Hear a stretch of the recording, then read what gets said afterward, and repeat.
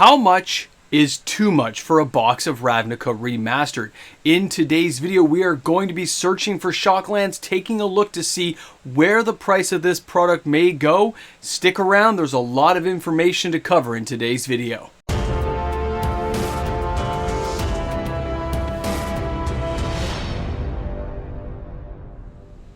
Ravnica Remastered, guys. This is video 2, and it is brought to you by 401 Games. Guys, they don't pay me for it, but they do let me open it, and I have a blast doing it, so thanks again to 401 Games. Now, a reminder, none of this stuff is for sale. This does not belong to me. It belongs to the store. They're just allowing me to open it for inventory purposes, and of course, this is all for sale through 401 Games when release date comes, so thanks again to 401 Games. Now, of course, we are checking this whole Shockland thing. If you guys saw video 1, where I'm not going to ruin it for you, go back and watch video 1. We're here at video 2 now. And we get to see how many Shocklands we are going to get per box, right? Almost like our own mini Shockland challenge, where how many Shocklands can we get in each box? And the numbers are surprising. I still wonder how the product's going to sell long term, right? I think the singles are going to do very brisk, very good sales volumes. And I think that's where a lot of the money is going to be made for the stores who can afford to open that much inventory and do a fast turnaround. For individuals, the old speculator style, I don't think we're going to see very much going on there at all, okay? It just doesn't seem to be what you could expect because we don't do box openings like that anymore where you do these big, massive things. So expect smaller stuff. That's all. This box is not opening. There we go. Same as last time. Some of these ones are just, it's almost like they're sticking inside the box. Sticky, sticky. Okay. Reminder, guys. Reminder. I'm not the best at box openings, but I still have so much fun doing it. So if anything goes wrong, we'll blame somebody else other than me, Mrs. Mox, the kid, the dog, something, okay? All right. So let's see where we're going with this. Now, we know from the last video, I'm going to be speeding things up just because it's the way I like to do it, just make sure we can see it all. And of course, I'm putting everything into piles in the sense of commons, uncommons, and rares. Rares and mythics go in one pile. We're putting everything else, the commons and uncommons, in one pile. And then, of course, we are ending things. You know what? Maybe I have time. Maybe I have time this video to stack things nicely if I do it quick enough. But we are going to kind of break things up here. And, of course, the Shocklands will go in their own pile as well.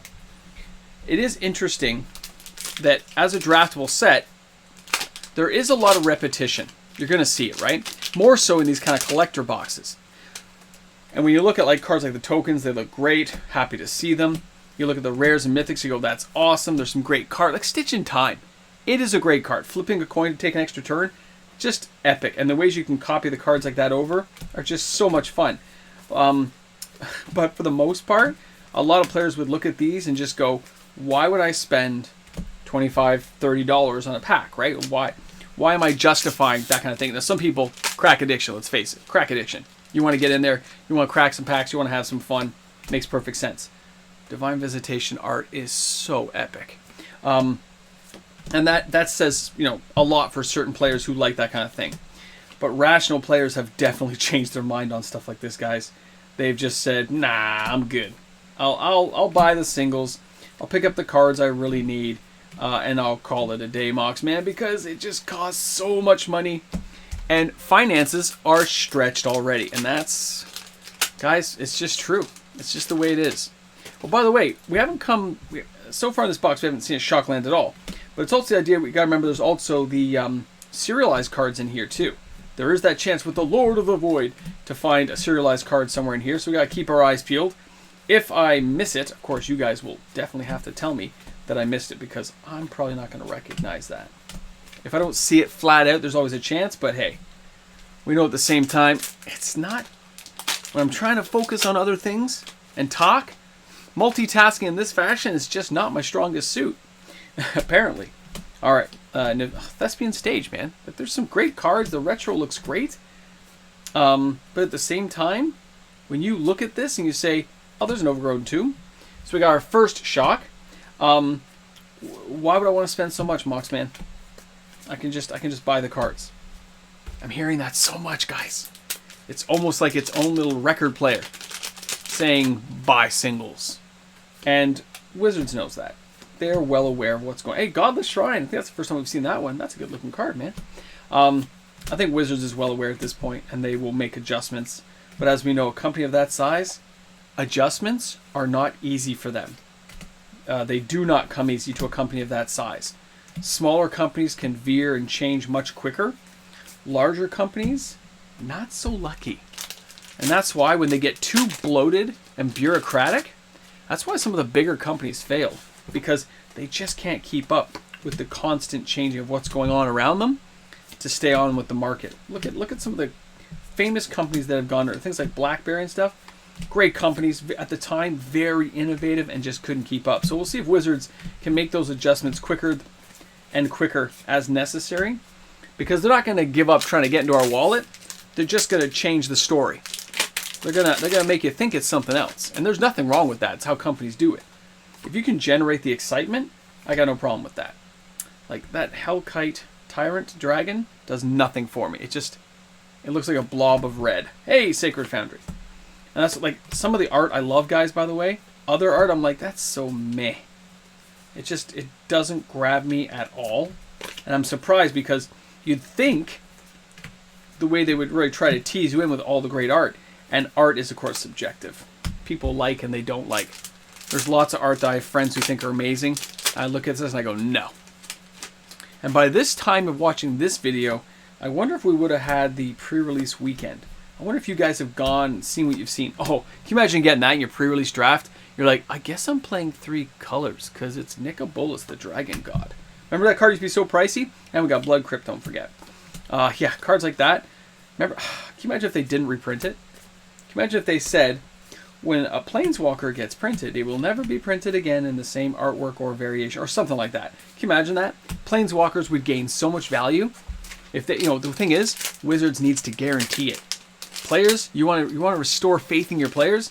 Man, you got to put that stuff in writing. You got to put it down so we believe you. Hey, it's the race boar. That's great, man. We need to believe. And to believe, as like they say in Polar Express, seeing is believing, man. So Wizards has to do a lot more than they're doing now to reassure players. That's why so many people have fled to the reserve list. That's why so many people are looking at that product and just saying, yeah, that's where I would rather be. I think that's where I'd rather hang my hat right now on card value. So I'll go there. Hey, Spark Double. See, that Hellkite looks a lot better to me. Just does. There's something about, sometimes I like the more simple artwork, and I'm like, I'd rather have that. If I had to pick one, that's the one I would pick. That's the one. All right, last pack of the first box, and I'll be honest, this is a pretty weak one, I think, right? We've only got, what, 4 Shocklands? We better hope. Oh, okay, we got a Shockland right away. So, we got 5. Oh, there's 6 now. Okay, so this thing just jumped up. We had 2 Shocklands in the last pack of box 1. So that's very interesting to see it just jump up like that. Oh, and there's 7. There's a breeding pool. Wow. 3 Shocklands in a single box. What does that tell you, kids? It tells you maybe Shocklands, grow on trees. All right, so we got this one done, guys. We had 7 Shocklands, as you can see. All right, no serialized yet, and we are moving on to box number 2. So we're going to put the commons, uncommons, and rares. I got to stack these bad boys up, keep them nice and neat. We'll go over here to box number 2. And good luck to 401 Games, because, again, these cards don't belong to me.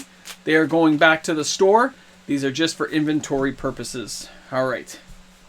Common, we got a rare. It's like some of the, I admit it, I'm going to admit it, some of the art really does grab me. I do like the look of it. Okay, and I may seek some of these cards out as singles if they're cheap enough. How about that? Because if it's not going to cost me an arm and a leg to get some unique, cool art that I like looking at when I'm playing, then I might be tempted. Like that Birds of Paradise does nothing for me, just so you guys know. Nothing. Hey, our first one. It does nothing. It doesn't appeal to my sense of like artwork or artistic design. It's just meh. When I see meh, I call it. I'm just not impressed. What did I do here? You know what, guys? I almost messed up my commons and uncommons pile. And none of you guys told me. You didn't share that knowledge with me. Although, you probably slammed something down in the comments section saying, what is Moxman doing? What is he doing? I told you, we're going to blame somebody else. All these videos, if I get anything wrong, we're going to blame somebody else. Oh. Slightly damaged? No, it's a pack rat. He's okay. He's okay. He survived. Okay. Hallowed Fountain, Breeding Pool. We started with 2 in that pack. right away. That's crazy to think about, okay? Already going out there. And then we get a watery grave. So that's 2 packs. The last pack and the first pack of these ones, we jumped up right away to have Wait a second. Did I confuse packs? I did.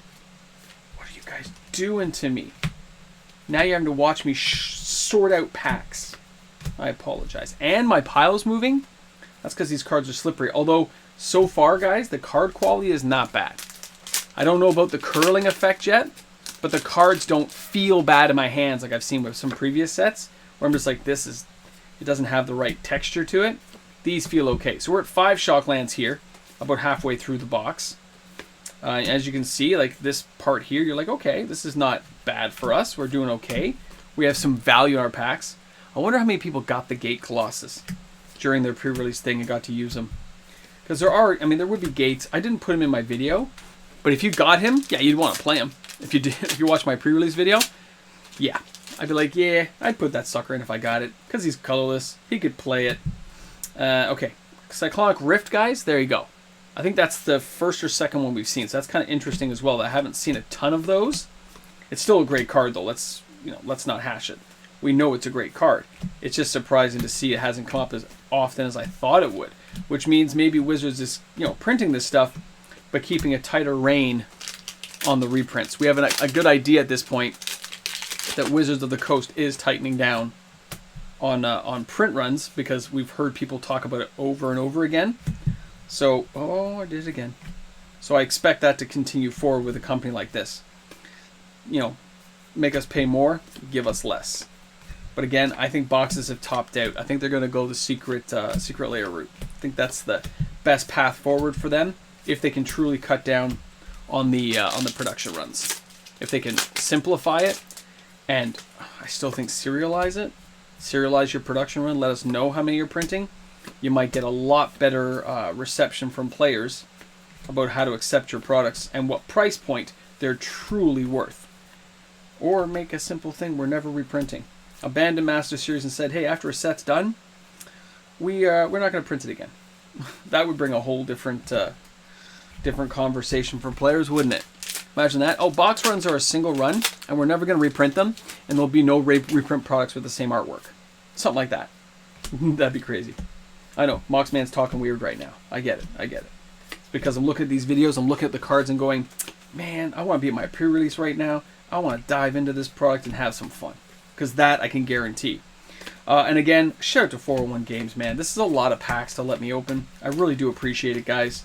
Wonderful store, guys. I've dealt with them as a customer for 30 years. As a YouTube content creator, fairly recently, of course. But at the same time, it doesn't matter. They don't know because I keep separate accounts for my stuff. Haha. So even when I'm being a customer, they're still treating me right, which is great to know. Which means I don't mind recommending them. And if you buy a lot from them, over time you get like discount codes. You can look at their...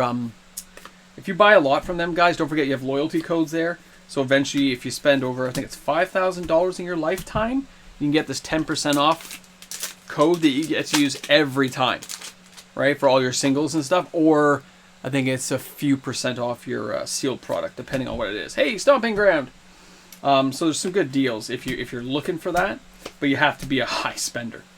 And yes, in the past I have bought a lot of stuff from them. Plus we know, I've bought a lot of expensive cards over the years from them. So, it's added up. So I can do that kind of thing. Alright, let's see what we get going here. Let's see. Now we're near the end of box 2. And you can see here, guys, we got 7. This, you flip it. This means, on average, we're kind of right where we want to be for what we've seen in previous videos of the like, okay? From other box opening videos I've seen on other channels, this is kind of where we seem to find a lot of the boxes, is that 5, 6 amount. So 7 is slightly over the curve, and right now if we get one or two in this last pack, we could go right over the edge, and that'd be epic, okay? So let's see, box 2, oh, there we go. Okay, so now we are over the edge. We're at 4, we're at 8. So we're at a nice high point. It's a lot to be opening in one video, which is kind of cool. I appreciate being able to look at them, even though I don't own them. And I still say that's awesome. Okay. Whoa, I dropped a card. That's too late. It's gone. It's into the aether. that common will never come back. So there you go, guys. We're looking at this one here, and 1, 2, 3, 4, 5, 6, 7, 8 shocks, which is pretty amazing for opening a single box. Imagine if you're that person opening it. I'm just going to stack this stuff over here off to the side of the screen and bring the last box down. Because of the timing on this one, I'm probably going to have to ramp it up a bit here, guys, so bear with me. We have to speed this one up. Oh, there we go, starting it right away. I'll just have to do a little bit faster sorting. I'm not the quickest at it, I'll be honest. I'm not the quickest, but that's okay. Sometimes you don't have to be the fastest, you just have to get it done. Elf Knight. I mean, the tokens look nice, man. Domri! Niv! We're enraged. We are enraged. Maybe at the price tag, maybe not, depending on how you fall in that gambit. But I gotta admit, cards, the idea of doing a draft like this, it's only the price point that is sinking the product. Just like 30th anniversary, price point, guys. Price point is everything for players.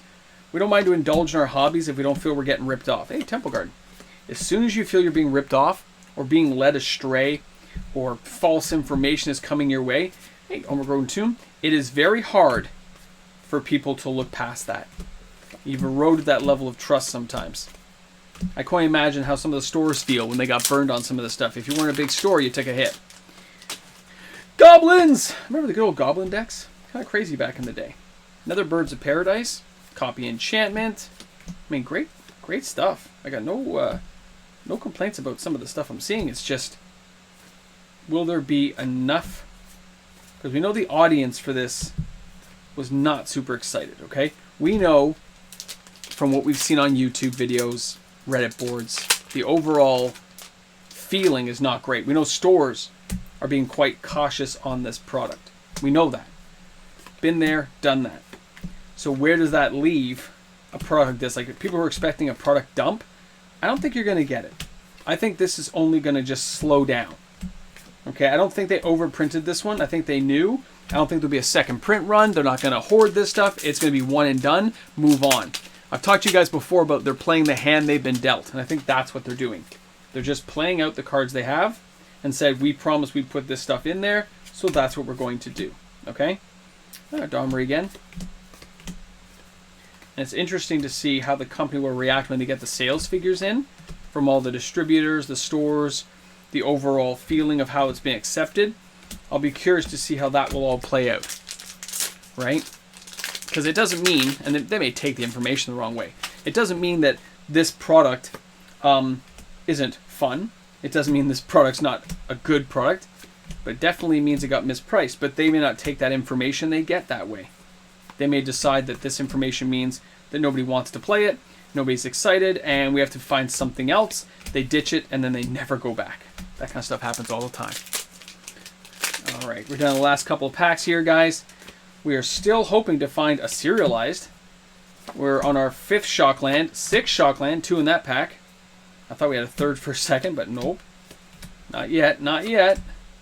Okay, so there's no, the last couple of videos threw me off because we had 3. Okay. That was interesting. That one still had 2, though. So immediately, back up to 6. So, there's 7. There is going to be, if you bought this product, oh, wrong pile. This product is going to have a lot of Shocklands entering the market. It's no, at this point, watching the videos I've watched and the box openings I've seen myself now, and I'm handling the product, there's a lot going on here, guys. There's a lot of Shocklands inside these collector boxes, right? It's very interesting to see how that's going to play out in the sales prices. But at the price point it's at, I'm still expecting players to shun it just because of the price point. But if it goes cheap enough, that one's a little bit weird feeling.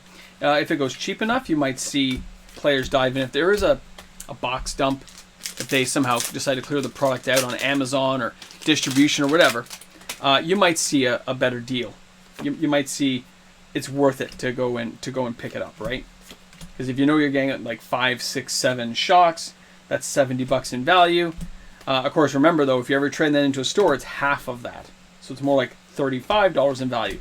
Again, something players have started to realize is just because some video tells you, oh, it's worth this much, when you go to sell it at a store, you're not getting that. Okay, if you want cash, that's not the way it works. You get less than 60% in most cases, unless you're doing trade-in. But if you want pure cash, you're not getting what you hope for. That is just a fact nowadays, especially with stores being as cautious as they are. All right, so those are comments. Oh, last chance. Nah. Okay, so this one, we ended up with 7 Shocklands, but that's still not bad. Thanks again, everyone, for watching the video. Again, if you're new to the channel, you enjoy the content, don't forget to like and subscribe to the channel. New content every single day. And, of course, a big shout-out and thank you to my patrons, my YouTube membership members, the viewing audience, and 401 Games for making this all happen, guys. You can find them. You just got to type in 401 Games into your Google, and you will find it, or whatever platform you're on. It doesn't have to be Google, I guess, but you'll find them. All right, thanks again, everyone. A thank you and shout out goes out to 401 Games for this amazing product and allowing me to open it. Thanks again. But of course to the amazing patrons and YouTube membership members who make videos possible each and every day for everyone to enjoy. Thanks again. Okay, welcome back to the Ramble Jamble. You can all laugh that I missed yesterday's video, the serialized Cyclonic Rift. I know. Okay? My thumb was over, didn't see it, missed it in the pile thing. No excuse, but I'm not blaming myself. I am blaming anything else under the sun. Maybe it was because I had to film 20 boxes in like a couple hours and get the stuff back. Maybe because I was rushed filming on location and had to get things done. You don't know. We don't know what happened. We don't know why my thumb was in the place it was in. I heard people like coffee go out of their nose. Hilarious, guys, but it happens. What can you do? The funny thing is, after you start filming a box opening, you can't go back. You can't redo it. You can't rehash it.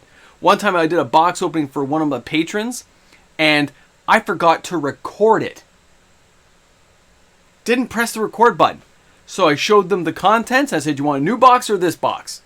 They chose the new box, by the way, and it went very well for them. But I'm just saying, these things happen. You can't go back once you start a box opening video. You just have to keep going forward.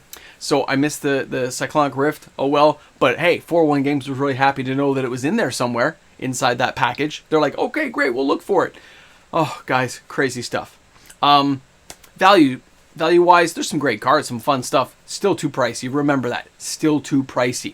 Now, if you're watching this video, you might notice there's a few bonus videos today, depending on when this one comes out. I'm not sure the order I'm putting them up in, but I had a lot to go over and a lot to talk about, so I kind of did a little bit of overtime. So, if you guys are here at the end, you made it this far in the Ramble Jamble, you're one of those people, that is amazing. Thanks for that support. Make sure you let the commercials play. Use my TCG affiliate link, and hopefully you're a patron. Or if you want to be a patron, there might be some slots. There might be. We've had a few people leaving lately. You know, financial situations in the world are difficult, so all the best to them, of course, and thanks for supporting the channel, but that means there's a slot open if you're looking. All right, guys, thanks again for hanging out with me today. We'll see you tomorrow for maybe some bonus videos. Maybe.